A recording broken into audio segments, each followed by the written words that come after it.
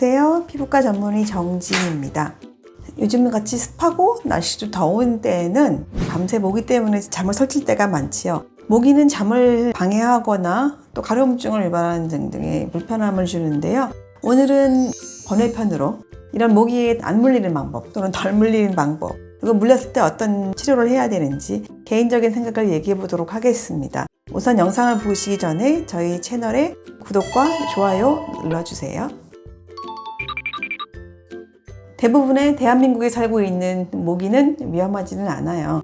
하지만 국내에 살고 있는 모기 중에서도 3일열 말라리아를 일으키는 얼룩날개 모기나 또는 일본뇌염을 유발하는 빨간집 모기 등들도 있습니다. 모기가 다 똑같은 모기가 아니라 아노필러스, 에제스, 콜렉스 등등의 그 학명도 다양하고요. 모양과 크기도 다양합니다. 떠도는 이야기에 모기가 좋아하는 혈액형이 있다는 그런 얘기도 있는데요. 혈액형까지는 뽑아보지 않고는 모기도 모릅니다. 모기는 이 후각이 발달이 돼 있어서 멀리 한 20m에서 사람이 내뿜는 이산화탄소 그리고 젖산 이런들의 냄새를 감지한다고 합니다. 그래서 땀을 많이 흘리는 사람, 또 어린 아기, 그다음에 임산부, 땀을 좀 많이 흘리기 때문에 그렇다고 하는데 이런 물질에 대해서 아주 예민해요. 체온이 좀 높은 사람들이 당연히 잘 물리겠고요. 또는 향수, 과일향이나 꽃향기가 나는 향수를 뿌리시는 분들에게도 조금 더 모기가 선호하는 대상이 되겠습니다.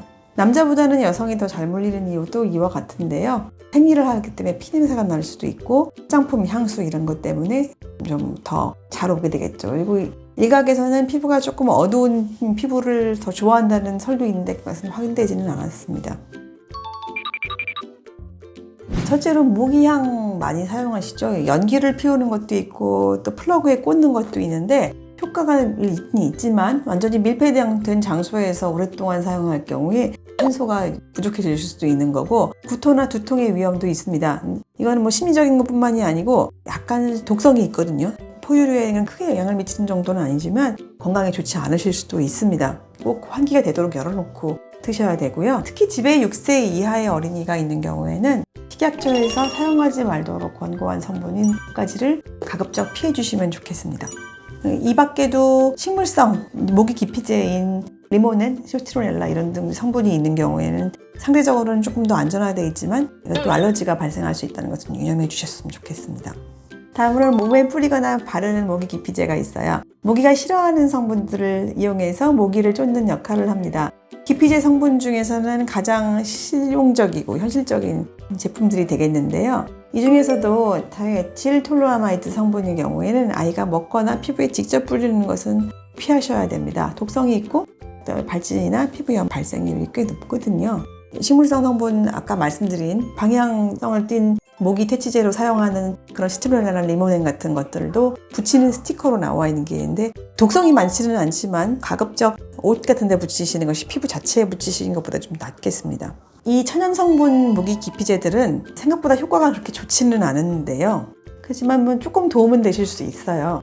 모기는 세다 오일, 시트로넬라, 레몬그라스, 로즈메리, 캐모마일 등등의 성분들이 이제 허브 향으로 기피하게 되는데요. 이것은 식물이 곤충으로부터 살아남기 위해서 만드는 성분에 기인하는 것이거든요. 그래서 실제로 이런 목적으로 화분을 키우는 경우도 있고 모기가 많은 동남아시아에서는 고수를 많이 먹는 이유가 모기를 피하기 위한 이유라는 그런 설도 있습니다. 이 성분이 들어있는 향초 같은 것을 키우는 것도 도움이 되실 수 있겠지요. 흔히 모기에 물렸을 때는 침을 바르거나 또는 손톱으로 십자를 내고 뭐 볼펜으로 돌려서 동그랗게 여기 벗어나지 말아라, 붙지 말아라 하고 만들고 오신 경우가 있어요. 근데 이거는 아무런 과학적인 근거가 없기 때문에 개인적으로는 권장하지 않는 편입니다. 침에는 약간의 살균 작용과 진정 작용도 있을 수 있지만 문제는 입안에 있는 세균의 양은 거의 대장하고 맞먹습니다. 그래서 이제 오히려 더 나게 만들 가능성이 많고요. 손톱에도 사실 세균이 많기 때문에 손톱으로 긁거나 꼬집거나 이러는 것도 도움이 되지 않을 뿐만 아니라 이제 긁어서 가려움증을 더 퍼뜨리는 역할도 하게 되겠죠. 모기에 물렸을 때는 일단은 환부를 차갑게 해주시는 것이 도움이 되고요. 이제 항히스타민제 성분을 사용하거나 또는 약간의 부신필린 호르몬제를 도포하는 것도 도움이 되겠습니다. 가급적 손을 대지 않게 덮어서 가려두는 것도 치유 기간을 짧게 하는 효과가 있겠지요. 모기에도 종류가 여러 가지가 있기 때문에 평소에 많이 노출된 모기들보다 등산을 다녀오시거나 외국에 갔다 오셔서 다른 종류의 모기에 노출됐을 때 더 이 알러지 반응이 크게 나타나는 경향이 좀 있습니다. 너무 심한 경우에는 집에서 처치하지 마시고 가까운 피부과에 들리셔서 치료받는 것이 좋겠습니다. 오늘은 조금 다른 주제로 모기를 피하는 방법에 대해서 얘기해 보았습니다. 추가적으로 궁금하신 사항이 있으면 저희 댓글로 남겨주시고요. 다음에 영상 제작에 참고하도록 하겠습니다. 지금까지 피부과 전문의 정지인이었습니다. 감사합니다.